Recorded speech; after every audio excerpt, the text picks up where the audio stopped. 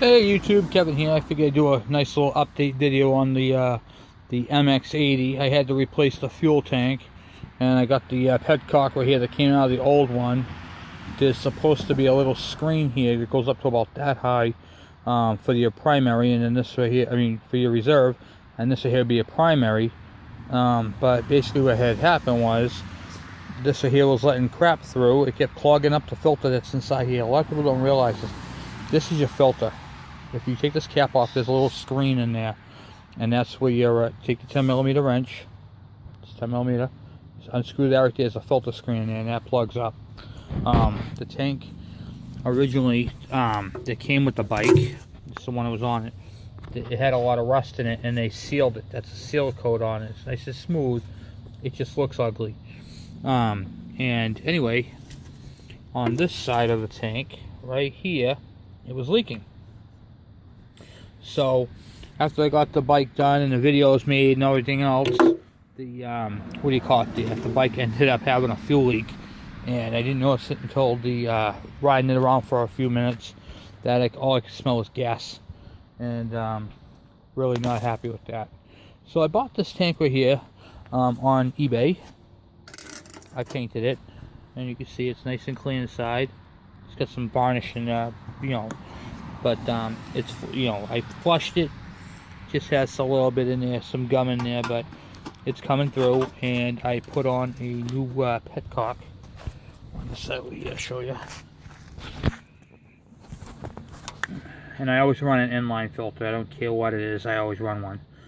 So other than that, the tank is in decent shape. It's got a couple little dents, but I'm really not worried about it. This thing runs so damn good. It's nice little buggy, nice little bike. So she's all up and running, and the only thing I have to order for this bike now, which is back on this side, is I noticed it's missing a chain guard. Right there, no chain guard. So I'm gonna order a chain guard to it. Went through all 4 gears. I've been riding the hell out of this bike right around the yard here, and it goes pretty good. It goes really good. Tires have some dry rot. But they're not, the cracks aren't that deep. They're really like superficial, and it's got enough tread on it. So I'm gonna run the tires until they puke. The front tire is in excellent condition. I think they replaced this tire not that long ago, but front tire is in excellent condition. Back tire, however, has a little bit of dry rot. I noticed I got to cut down this bolt right here. They bolted on the fender with some extra long bolts, but it can't hurt a guy for trying, right? So I want to talk to you guys about oiling. Where this engine burnt up, it's always good to go over any possibilities. In this truck bike's case, I found a problem with the what do you call it there, the carburetor gasket. Yep. So I found the problem with the carburetor, which was that insulating gasket between the carburetor and the intake. And now it was the which basically goes right inside of here. And I did a video on how to I found one that was close. This one happened to be literally, it was glued. I don't know if it came factory that way or if it was what do you call it there, something the guy did try to seal it up maybe. But I ended up finding one that was close. I used some sandpaper, 80 grit, made a little contraption, put it on my drill, spun it up, turned it until it was the right size, used a what do you call it there, a caliper vernier, and did it that way to get the right size. So got that all done, and I went through to check the brakes. I gotta give it a bath, I gotta clean it up. I'll pressure wash it later on. Not doing that right now, but yep, so there she is, all up and going. I'm going to install new points at the end of the season. I'm going to get the rest of the season out of these points, or until it pukes. They were in okay condition. They weren't nothing. If I was going to take this bike out on the trails, I would change it before I go. There you go. But just because they are worn, they're worn pretty good.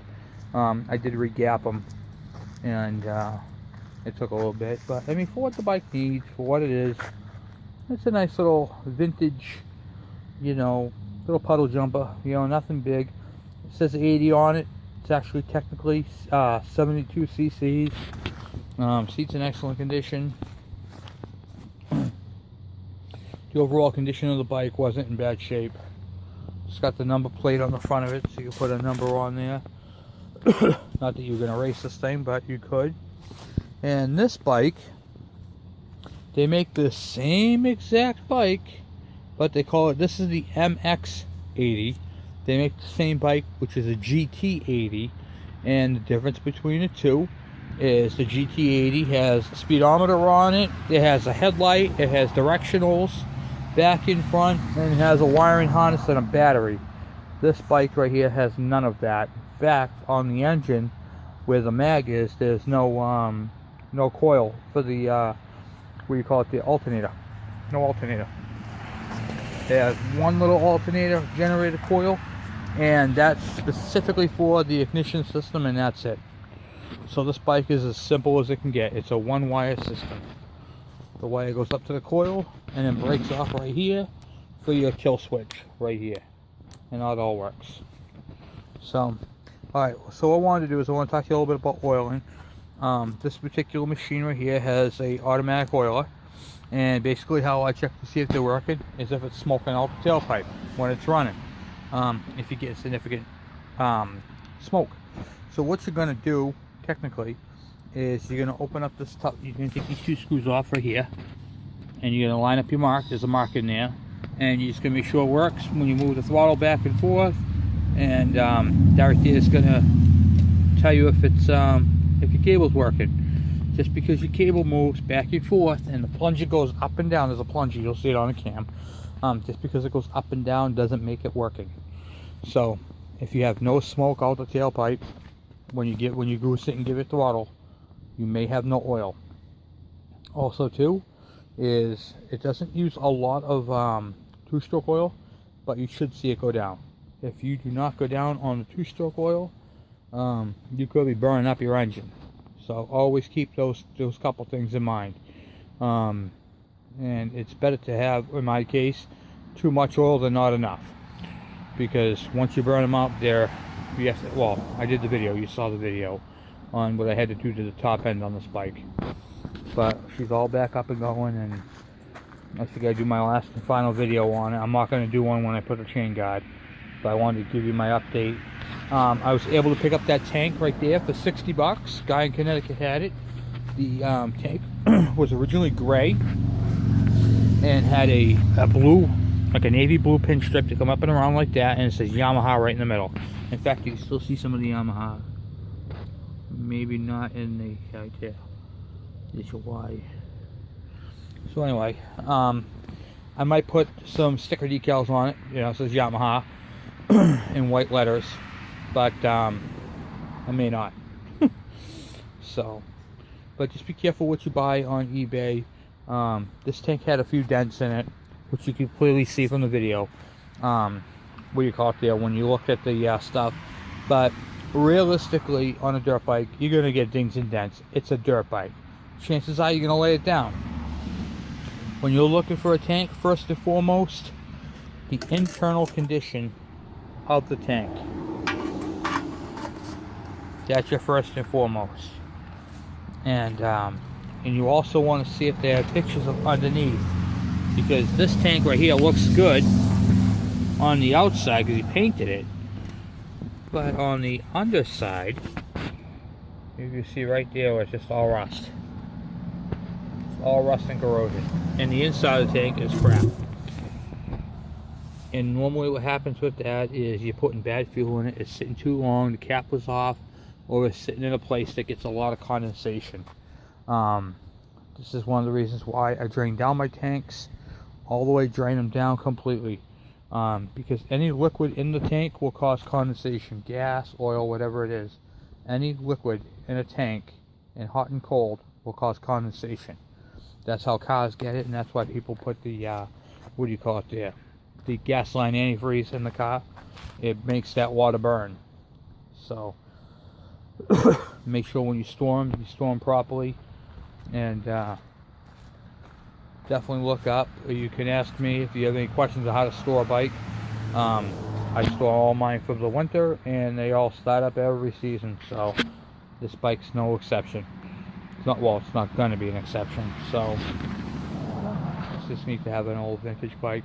So anyway, thank you for taking the time and checking out my videos, and I like the feedback that I've been getting from, and I like the questions in the comments, and just, you know, big shout out to you guys. I appreciate it. You know, I'm new at this whole thing, and it's not exactly easy, you know, putting yourself out there and doing these videos, but I hope that sometime it will help you guys out, because the more information you know, the better off you are, and the longer your equipment will last you. Whether it be a lawnmower, a dirt bike, a motorcycle. I do motorcycles too. I'll show you my Virago. This is my Virago right over here. It's dirty. I have to clean it up. I gotta get out the brass brushes and clean it up a bit. But it's been raining out so bad. But I'll show you my Virago. Definitely dirty. It's been sitting out here for quite some time. Not all winter or nothing like that, but it's been raining for the last week and a half. So it's stuck on everything here.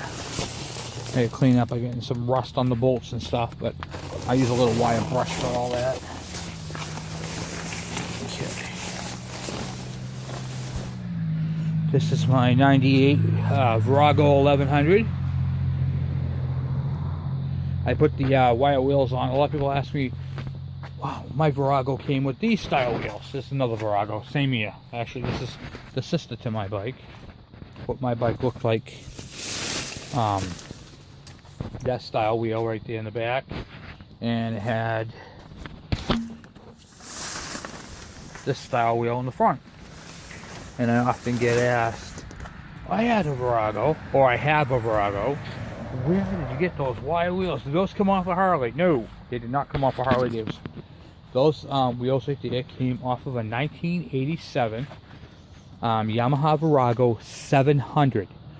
The 700 is the one that had the wire wheels, only for the 1987 model.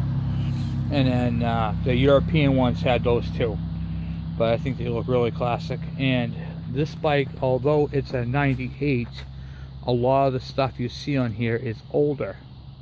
For instance, I put the chrome fender on, and the chrome mount for it, and these came off of two different bikes right here, because you got the chrome here and you got the aluminum looking cross piece.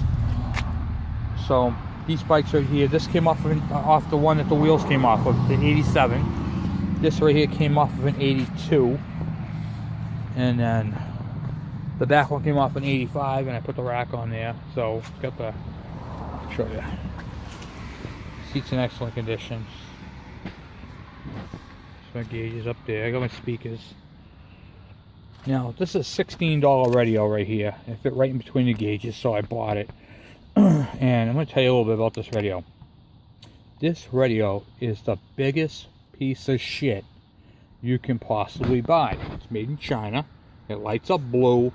It's a piece of junk. The pros to it: it has a great sound. The reception is through a blue wire here, which I normally have up here on this little clip. Okay, just to hold it up there, which I'm going to change the whole set because it looks tacky. But anyway, I'm actually going to cut the antenna off. But I'm going to tell you what I like about this radio. It's got a beautiful sound. And see these two inputs right here? One of them is for a headphone. I don't know if you can see them or not.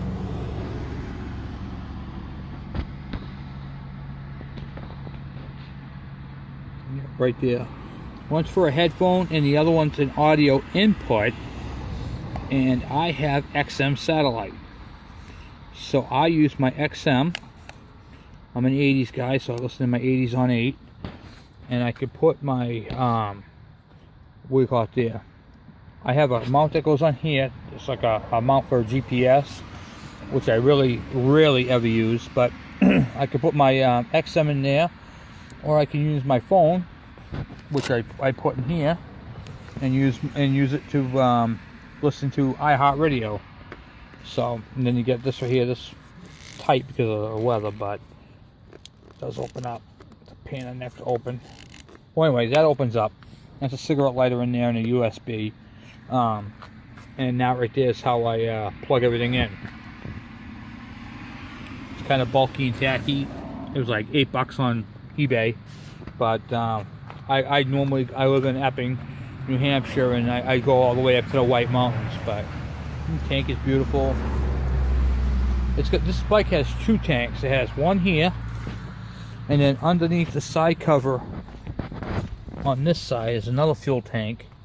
Holds a little over 5 gallons, and then that's my electric fuel pump right there. Real easy to get to. I did a air filter modification, jetted the carburetor, put aftermarket pipes on. They had some scratches on them, but they sound pissed, so I left them. I put the rocking horses on there, that's what they call those. I put the forward controls. I'm going to put some crash bars on it. I like chrome, as you can tell. And one of my favorite things about this bike is the fact that it is not a Harley Davidson. Everybody has a Harley, and I like to be different. Everybody's got the same V-twin. I got a 103. Yeah, take a number. So this is an 1100, and I'm almost 200 pounds. I'm 195, and this moves me and my wife, who's a lot smaller than me, up to the White Mountains and back. No problem. I have no problem doing highway speeds with it. How much power do you need? I don't know. It's an 1100, and I love it. And I built most of it. So it's got the headlights in the front, you know, the extra driving lights. The windshield, forward controls. I put the XS handlebars on it. You might notice those handlebars are not the same ones that come on the Yamaha, on the Viragos. Those are from an XS 1100. They're kind of like ape hangers, but I lay them back a little bit, and it just gives me more control. I love it. They're comfortable. They look like they're turned in, but when you're on the bike, they feel just right. Good for the steering. I like to be sitting back when I'm riding. I like boobs up against my back, I guess you'd call it. But so anyway, yeah, I'm sitting back, sprawled out, got my legs on my forward controls. Those came off the parts bike too. So yeah, I got a few Viragos. I got that one over there. That one's another 1100 I'm working on. I'm gonna be selling that one. I got the side covers. Pretty bike. Got the red and white, gray in the tank is a little cracking, but it'll be a nice bike. Nice seat. Look at the seat. What a gorgeous seat. Too bad it didn't match the backrest, but yeah, what are you gonna do? You know, got good tires on it. So, yep, that's gonna be another bike that's gonna be up for sale pretty soon. I got some projects going on, so that's normally what I do is bikes. A few bikes, motorcycles, dirt bikes, 4-wheelers, 3-wheelers, anything with a motor, go-karts, mini bikes. So if you guys have any questions how I do things, I'm gonna be cleaning up the bikes and doing a video on that. Just some of the things I use, like for instance, if you're using the Brillo pads, the green ones, big no-no. That'll scratch paint, that'll scratch the chrome. What you're gonna want to use is the blue. That's the difference. The blue one is non-scratch. Same cleaning power without the scratching. And if you want your chrome to look like that, just got some water on it. That's what that bubbling is. Right there. It's not bubbling, it's just water. So, yep, she's a little wet. But yeah, that's my bike. Oh, and I put LEDs in the back too. I put LEDs in the back there. And I just bought, this is a reflector for the back. They have that in LED, which I bought. It's my little trunk right there. And they have these little marker lights right here in LED. So I have those. I'm going to be putting them on and wiring them into the directionals. They get brighter when they blink. Just a safety thing, you know, when you're out there. Here's the problem with these. That's your only, if you're going to be broadside, that's your only visible, other than all the chrome. Then the light's going to reflect off it. I want it to blink. Because even chrome at night can be hard. LEDs are nice and bright. So yeah, that's my Virago, my 1100.